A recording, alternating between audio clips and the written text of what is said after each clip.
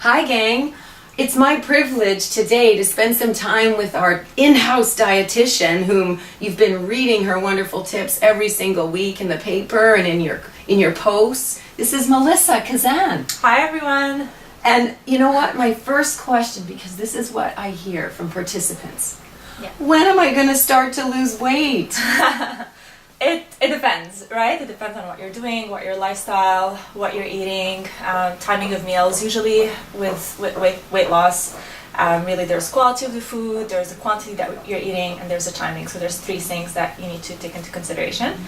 And obviously exercise, like are you doing any exercise as well? Mm-hmm. Timing, so yes. What does that mean? Eating late at night, how does that fit in? So eating late, it depends how late it is, of course, but if you're eating your calorie needs for the day and it's a bit later than usual, it shouldn't affect overall weight loss. Good to know. But if you're not eating all day and then you're coming home and eating a huge meal, then obviously your metabolism is slowed down throughout the day, and now it's an energy conservation, so it's going to retain all the energy that you've just eaten, and so it becomes harder to lose weight, and that's how actually weight gain starts to happen.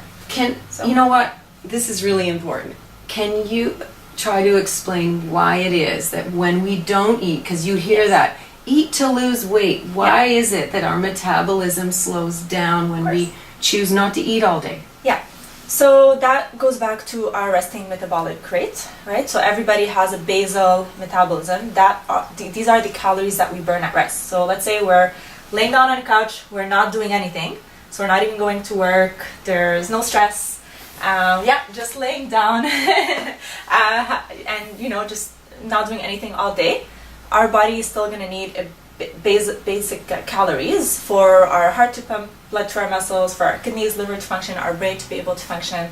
So this is our basal metabolic rate, right? And sometimes when we're not eating all day, oftentimes it's even lower than those basic needs. So the body's like, hey, I don't have enough energy to even do my basic the basic activities, my basic functions. Yeah. So that's it tends to retain more energy, to conserve more energy for later. So that's basically why when we start eating a little bit more, then the body now is at a slower metabolism. It's not used to having more calories. So we're not efficient anymore. We're not as efficient, no. Like a bear in hibernation. Yes. So we tend to actually put on more weight, or not being successful with weight loss. So in a really practical sense, what does that mean day to day? How should we be eating, just in a really basic sense? Yes, in a real basic sense, I understand sometimes I get a lot of clients who tell me, okay, I really can't eat 5-6 times a day. So really it's not possible with my schedule, or I'm not hungry. I think try to find with what works for you to try to eat regularly, right? So at least start with 3 meals per day. Okay, if you're doing 1 meal per day, at least start with 3 meals. We can do that. 3 meals a day. Yeah. Beginning with breakfast. Start with breakfast, the most important meal of the day. It is true. And then as you start doing that, maybe you'll start feeling that, you know what, I am getting a little bit hungry before lunch. So maybe then add a snack there. Or a lot of times people are fine with breakfast, lunch, but then most people will eat around 12 or 1, and dinner will be around 6 or 7 p.m.